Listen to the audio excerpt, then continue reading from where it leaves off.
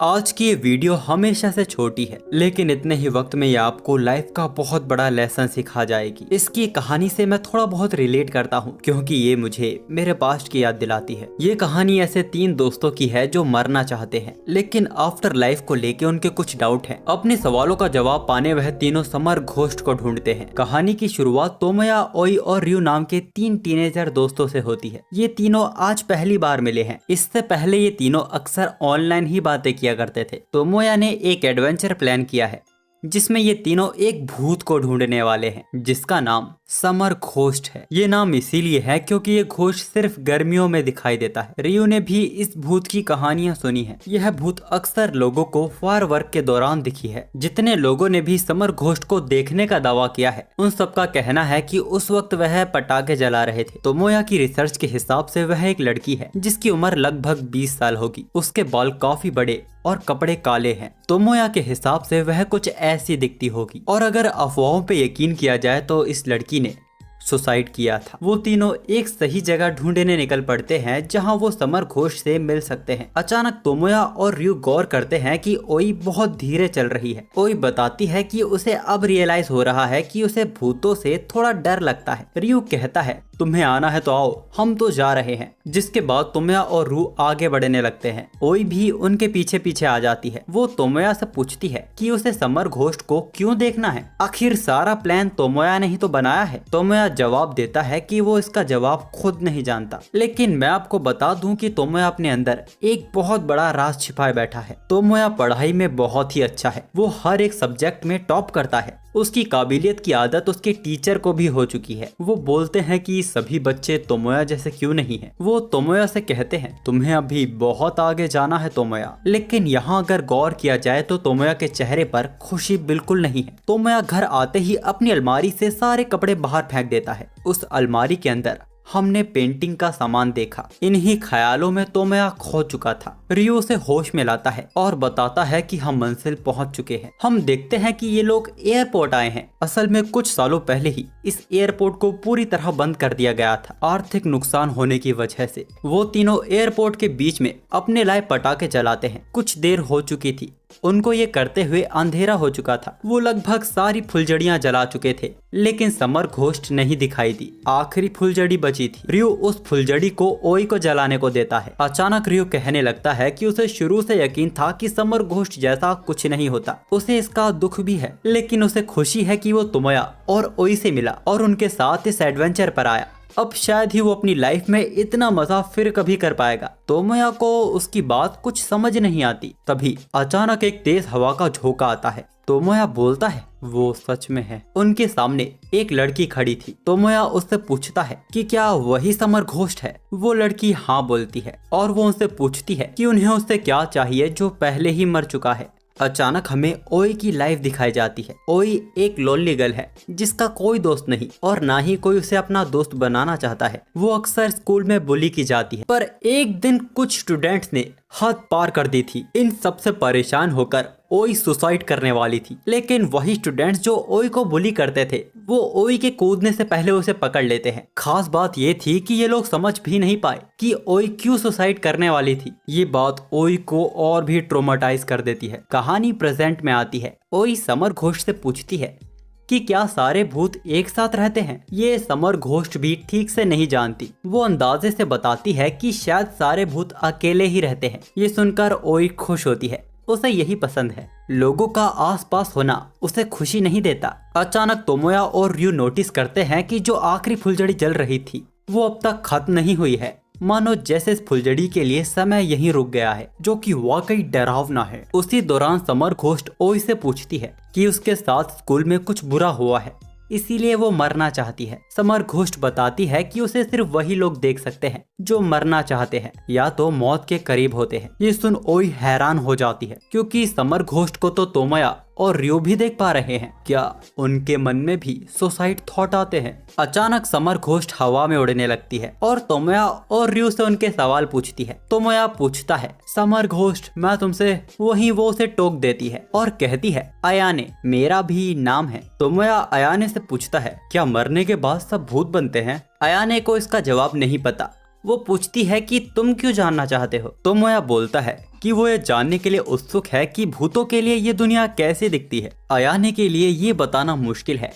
वो बोलती है कि कुछ चीजों का एहसास मरने के बाद ही होता है। अयाने को भी किसी से बात किए अरसा बीत गया है। वो उन्हें थैंक्स कहकर वहां से गायब हो जाती है। वैसे उन्हें एक सवाल का जवाब तो मिल ही गया कि भूत सच में होते हैं। अब इसके बाद हमें रियो की लाइफ दिखाई जाती है। रियो को पता चला है कि उसके सिर में कोई जेनेटिक प्रॉब्लम है, जिस कारण उसकी लाइफ सिर्फ 9 महीने ही बची है। अब तक उसने ये बात अपने घर में भी नहीं बताई। उसकी किस्मत तो कब की लिखी जा चुकी थी। अब किसी को बता के उसे परेशान क्यों करना, ऐसा रियो का सोचना था। हॉस्पिटल से सीधा रियो बास्केट कोर्ट आया था। वहाँ रियो अपने एक जूनियर को पहले से ही प्रैक्टिस करते हुए देखता है, जिसको रियो कुछ वक्त से अवॉइड कर रहा था। रियो को यहाँ देख वो बच्चा हैरान हो जाता है। वो दुखी आवाज में रियो से पूछता है कि उसने खेलना क्यों छोड़ दिया। रियो कहता है कि वो जल्द ही मरने वाला है। डॉक्टर का कहना है कि अब उसकी जिंदगी सिर्फ 9 महीने ही बची है, कि वो जल्द ही मरने वाला है। डॉक्टर का कहना है कि अब उसकी जिंदगी सिर्फ 9 महीने ही बची है, यानी वो अगले साल का चेरी ब्लॉसम नहीं देख पाएगा। फिर वो बोलता है कि वो तो मजाक कर रहा था। रियो की बातें सुनकर वो बच्चा सच में घबरा गया था और अब उसकी जान में जान आ पाई है। लेकिन मैं आपको बता दूं कि रियो झूठ नहीं बोल रहा था। कहानी वापस प्रेजेंट में आती है। हम तोमोया को देखते हैं जो अपने रूम में अपने प्रोफेशन को फील कर रहा था। तभी उसकी माँ आवाज देती है और उसे जल्द से जल्द नीचे आने को कहती है। तोमोया को डांटा जा रहा था क्योंकि इस बार उसने लिटरेचर में पहले से कम मार्क्स स्कोर किए हैं। उसकी माँ कहती है कि अपने ख्यालों के नहीं, अपनी किताबों के आंसर फॉलो करो। तोमोया मन में सोच रहा था, आखिर इस पर ही क्यों बात करनी है, कभी बात उस पर क्यों नहीं होती कि वो क्या चाहता है। ऐसे ही कुछ दिन बीत जाते हैं। तोमोया ने अपना प्रोफेशन छोड़ पूरा ध्यान पढ़ाई में लगा दिया था और इस बीच तोमोया, रियो और ओई काफी गहरे दोस्त बन चुके थे। उनका एक ग्रुप था जिसमें वह तीनों ऑनलाइन बातें किया करते थे। ओई को पता चला है कि वो रियो और तोमोया से 1 साल छोटी है। रियो बोलता है कि इससे फर्क नहीं पड़ता, अब हम तीनों दोस्त हैं। लेकिन एक दिन ग्रुप में ओई का मैसेज आता है, क्या हमने सच में भूत देखा था। चिंता में आकर तोमोया ग्रुप कॉल करता है और ओई से उस मैसेज के बारे में पूछता है। ओई बताती है कि वो बिल्कुल ठीक है, लेकिन अब तक वो यकीन नहीं कर पाई है कि उस दिन उन्होंने भूत देखा था। रियो मजाक करते हुए बोलता है, अब उसे तुम अपने पास मत आने देना। तभी अचानक तोमोया रुक जाता है और ये कहकर कॉल काट देता है कि वह घर पहुंच गया है। लेकिन हम देखते हैं कि तोमोया उसी एयरपोर्ट वापस आया है और फुलझड़ी जलाते ही अयाने भी आ जाती है। अयाने को पहले से ही अंदाजा था कि तोमोया वापस लौटेगा, क्योंकि तोमोया के ऐसे कई सवाल थे जो अयाने से वो पूछना चाहता था। अयाने तोमोया से पूछती है, तो तुम जिंदा क्यों हो। तोमोया सवाल करता है, क्या तुम्हें मैं जिंदा लगता हूँ। अगर मैं सच बताऊं तो मैं अपने आप को जिंदा महसूस नहीं करता और इसीलिए मैं हमेशा मरने के बारे में सोचता हूँ। अयाने बोलती है कि ऐसा इसीलिए क्योंकि तुम कब के अंदर से मर चुके हो, जो कि ठीक नहीं है। तोमोया बोलता है कि वो ऐसी बातें उससे तो नहीं सुनना चाहेगा। तो अयाने पूछती है, फिर तुम आगे क्या करने वाले हो। तोमोया के पास इसका कोई जवाब नहीं था। वो खुद भी जवाब ढूंढने की कोशिश कर रहा है। क्या भूत बनते ही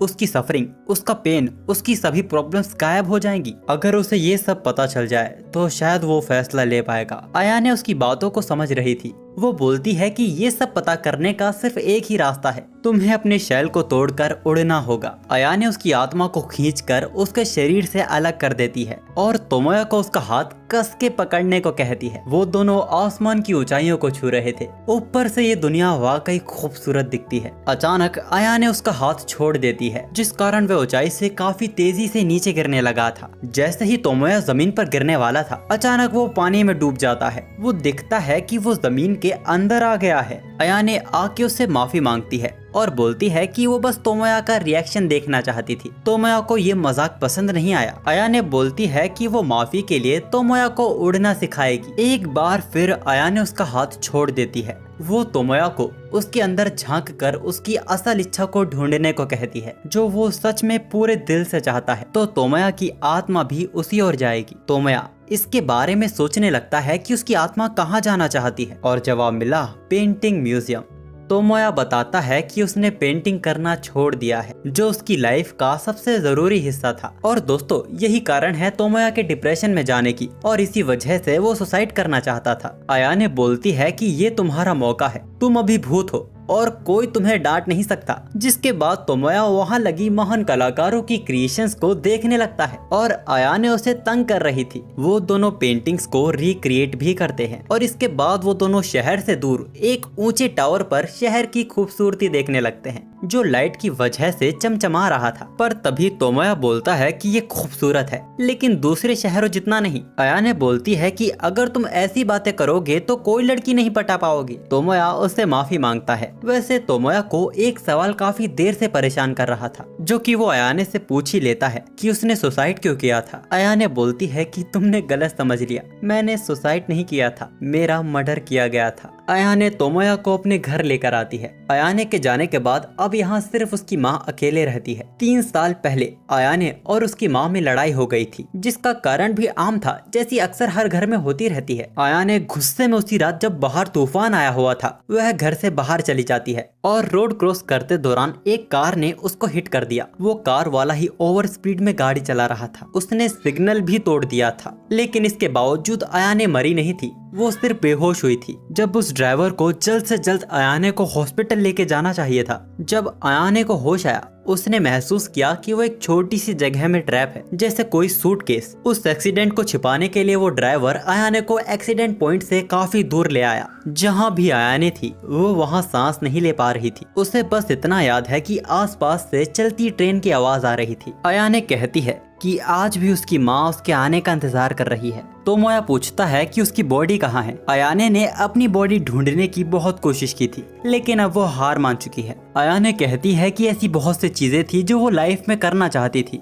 जैसे जगह जगह घूमना, किसी के प्यार में पड़ना। उसे तो जलन होती है तोमोया के ब्राइट फ्यूचर से, जो उसका आगे इंतजार कर रहा है। तोमोया का सवाल था कि घूम तो वो भी सकती है, उसे तो पैसे भी नहीं देने पड़ेंगे। अयाने कहती है कि ये इतना आसान भी नहीं, और वो तोमोया को -20 पॉइंट देती है। अचानक अयाने बोलती है कि वो अपनी बॉडी को ढूंढना चाहती है, और ये पॉसिबल हो सकता है कि अगर तोमोया उसकी मदद करे तो। उसने पहले हार मान ली थी क्योंकि वो भूत होकर ये सब नहीं कर पाएगी। तोमोया कुछ नहीं कहता, वो शांत खड़ा रहता है। अयाने इसका मतलब समझ जाती है। वो बोलती है कि उसकी बातों का मतलब सिर्फ उसको चीयर अप करना था। वो ऐसा समझे कि जैसे उसने कुछ बोला ही नहीं, और ये कहकर वो वहाँ से गायब हो जाती है। तोमोया भी अपनी बॉडी में वापस आ गया था। मैं आपको बता दूं कि तोमोया इसीलिए शांत था क्योंकि पढ़ाई के चलते वो तो अपने पैशन को भी टाइम नहीं दे पाता, तो वो अयाने की मदद कैसे करेगा। इसके अगले दिन हम ओई को देखते हैं, जिसने आज अपने लॉकर में ऐसा कुछ देखा जिसे देख उसे उल्टी होने लगी थी। ओई ने यहाँ क्या देखा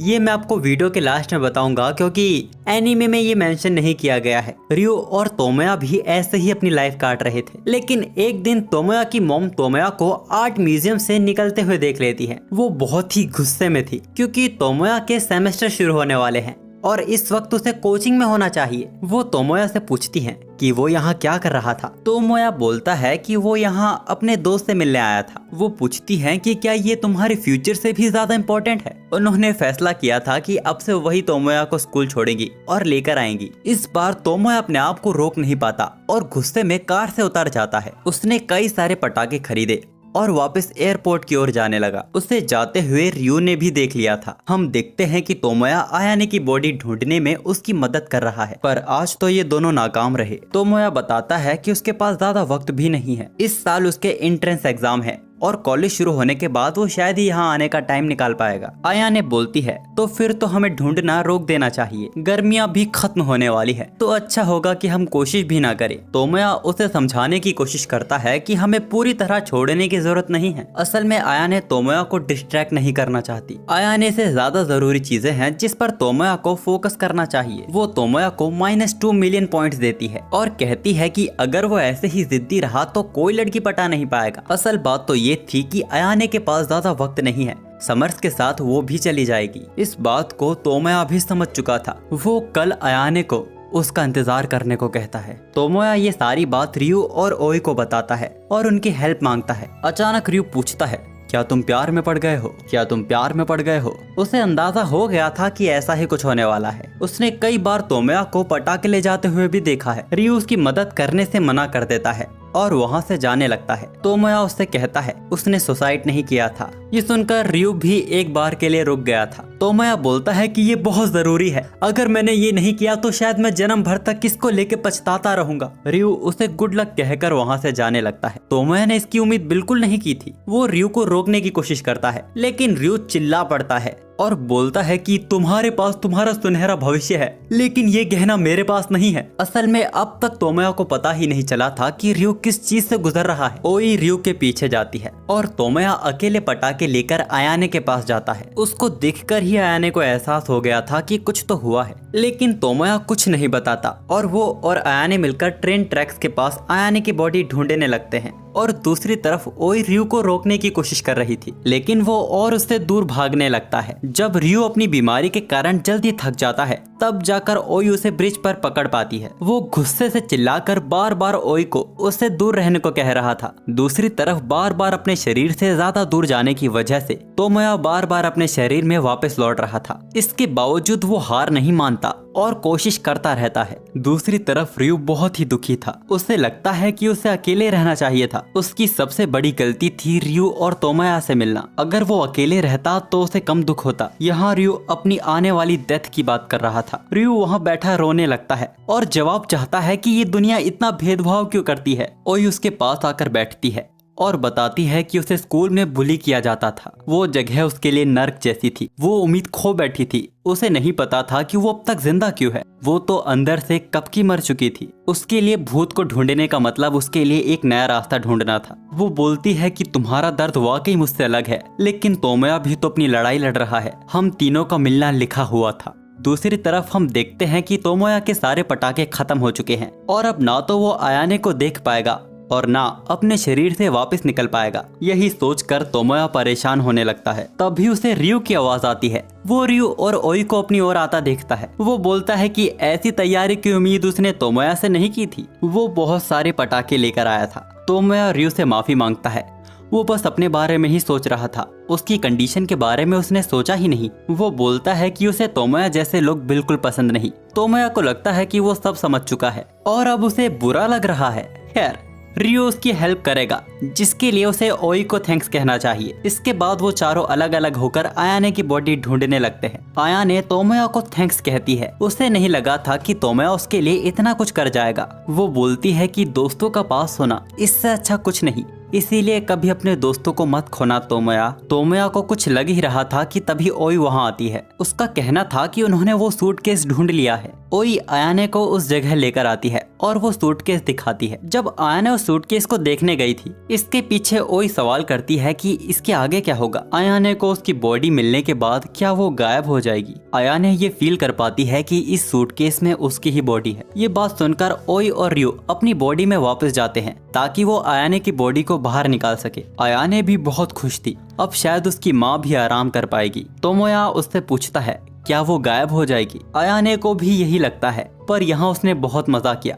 उसने तोमोया के साथ काफी अच्छा टाइम स्पेंड किया है और अब जितना वक्त उनके पास है वो उनके साथ ही बिताना चाहती है। तोमोया के जाने से पहले अयाने तोमोया को लंबी जिंदगी जीने को कहती है। वो थोड़ी डरी हुई है क्योंकि तोमोया ने भूत बनकर बहुत मजे किए थे। वो कहीं ये न समझ ले कि मौत इतनी बुरी भी नहीं है। वो एक आखिरी बार तोमोया को आसमान की सैर कराती है और उससे माफी मांगती है इन सब में उसे घसीटने के लिए। अपनी बॉडी में वापस आते ही वो तीनों अयाने की बॉडी ढूंढने निकल पड़ते हैं। रास्ते में बीमारी के कारण रियो थक कर वहीं रुक जाता है और उन दोनों को आगे बढ़ने को कहता है। वो दोनों उस जगह पहुंच चुके थे जहां अयाने की बॉडी है, लेकिन सूटकेस तक पहुंचने के लिए उन्हें ये दीवार पार करनी होगी जो कांटेदार तारों से घिरी हुई है। हमें कुछ देर पहले का सीन दिखाया जाता है। अयाने बोलती है कि तुम अपनी प्रॉब्लम से लड़ रहे थे और मैंने तुम्हें अपनी प्रॉब्लम में घसीट लिया और अब मैं तुम्हें छोड़कर जाने वाली हूँ। वो कहती है कि मुझे मिस मत करना तोमोया। तोमोया बोलता है कि वो उसकी बॉडी को ढूंढना चाहता है और यही इस वक्त सबसे ज्यादा जरूरी है। अयाने खुश हो जाती है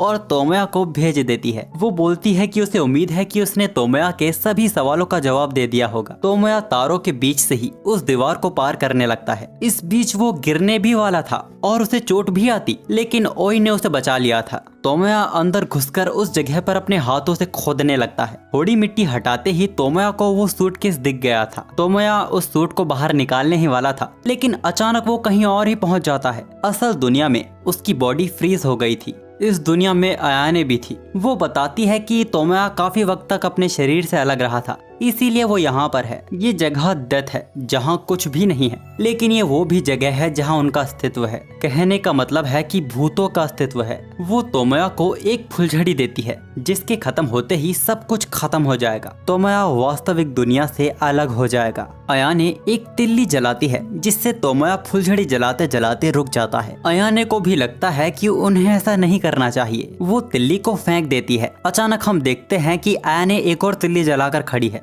वो पूछती है, तुम इतने उदास क्यों हो? आखिर तुम्हें सच में क्या चाहिए? तोमोया अपनी फुलझड़ी को जला देता है और उसके खत्म होने का इंतजार करने लगता है। अचानक उसे रियू की आवाज आती है। रियू भी उस गेट तक पहुंच चुका था। वो चिल्लाते हुए कहता है, ये तुम क्या कर रहे हो? तुम तो ये हम सबसे ज्यादा करना चाहते थे ना, तो आखिर तक इसे पूरा करो, हार क्यों मान रहे हो? तोमोया भी वहाँ से निकलने की कोशिश करता है, लेकिन अयाने उसे रोक रही थी। वो पूछती है कि उसे उस दुनिया में वापस क्यों जाना है जिसने उसे सिर्फ दर्द दिया है। वो बातों पर ध्यान नहीं देता और वहाँ से निकलने की कोशिश कर रहा था, पर अयाने उसे जाने नहीं दे रही थी। तोमोया बोलता है कि उसकी जिंदगी का कोई मतलब नहीं, लेकिन अभी तक वो खत्म नहीं हुई है। रियू और ओई ने उसे सिखाया है कि जब भी तुम आगे देखो तो हमेशा ऐसा कोई होता है जो तुम्हारे उठने का इंतजार कर रहा है। तोमोया जानता है कि ये अयाने नहीं है, ये उसका वो हिस्सा है जो मरना चाहता है। वो उसे समझाता है कि उसका उठना जरूरी है। असल दुनिया में उसे अयाने को ढूंढना है। वो बोलता है कि मेरा भी एक दिन वक्त आएगा, लेकिन अयाने का जा चुका है जिसे उसे एक्सेप्ट करना होगा। तोमोया का वो हिस्सा एक स्माइल के साथ गायब हो जाता है और तोमोया भी उस फुलझड़ी को बुझाकर असल दुनिया में वापस लौट आता है। उसने अयाने की बॉडी को बाहर निकाल लिया था। अयाने की बॉडी देखकर तोमोया रोने लगता है और अयाने की आत्मा तोमोया को गले लगाकर हमेशा के लिए गायब हो जाती है। अगले दिन अयाने की माँ को अपने गेट के बाहर अयाने का नेकलेस मिलता है और रियू, ओई और तोमोया भी अपनी लाइफ में वापस लौट आए थे। एक साल बाद जब गर्मियां वापस लौट आई थी, वो तीनों वापस उसी जगह मिले थे। उन्होंने फिर से फुलझड़ियां जलाई थी। रियू उन दोनों से उनकी लाइफ में आए बदलाव के बारे में पूछता है। आखिर वो दोनों अपनी जिंदगी कैसे आगे बढ़ा रहे हैं। तोमोया अपने पैशन की ओर कदम बढ़ा रहा है, लेकिन जैसा उसने सोचा था ये सब आसान बिल्कुल नहीं था। ओई के लिए भी सब कुछ अचानक से नहीं बदल गया, लेकिन अब वो अपने लिए कदम तो उठा रही है। तोमोया ने अपनी माँ से बात की। उसे अपना फ्यूचर किस में बनाना है वो उसने अपनी माँ को बताया, लेकिन आज भी वो अपने पे डाउट करता है कि क्या वो पेंटर बन पाएगा जिसका उसने सपना देखा है। लेकिन जब वो ये सोचता है कि हर एक चीज का अंत होता है तो उसका सारा डर गायब हो जाता है। हम देखते हैं कि तोमोया हर दिन मेहनत करता है अयाने की तस्वीर बनाने में, और एक दिन वो अयाने से भी खूबसूरत बनी थी। रियू तोमोया को लेके खुश था। अचानक फुलझड़ी खत्म होती देख ओई परेशान होने लगती है। रियू भी बोलता है कि वक्त आने वाला है। रियू बोलता है कि उनसे बात करके उसे काफी अच्छा लगा। उस वक्त तो वो उन्हें गुड बाय भी नहीं कह पाया था। उस पल उसके मन में सिर्फ यही चल रहा था कि वो पैदा ही क्यों हुआ, लेकिन वो चेरी ब्लॉसम देख पाया, इस चीज की उसे खुशी है। ओई वहाँ रोने लगती है। रियू से उसके लिए रोने से मना करता है जो महीनों पहले मर चुका है। असल में रियू अपनी बीमारी के कारण सबको छोड़ के जा चुका है और यहाँ फुलझड़ी की मदद से वो दोनों रियू से मिलने आए थे। रियू उन दोनों की लाइफ की दुआ मांगता है और उन दोनों को अच्छी और लंबी जिंदगी जीने को कहता है, जिसके बाद रियू भी हमेशा के लिए गायब हो जाता है। ओई अपने आप को संभालती है और कहती है चलो चले, और इस तरह इस एनीमे मूवी की खूबसूरती का अंत होता है। ये मूवी वाकई कमाल की थी। ये लाइफ का वो लेसन सिखाती है जिससे हर कोई गुजरता है, लेकिन सब कुछ खत्म कर देना ये तो कोई सोल्यूशन नहीं, ये एनीमे मूवी हमें समझाती है। खैर, मांगा के अकॉर्डिंग ओई ने अपने लॉकर में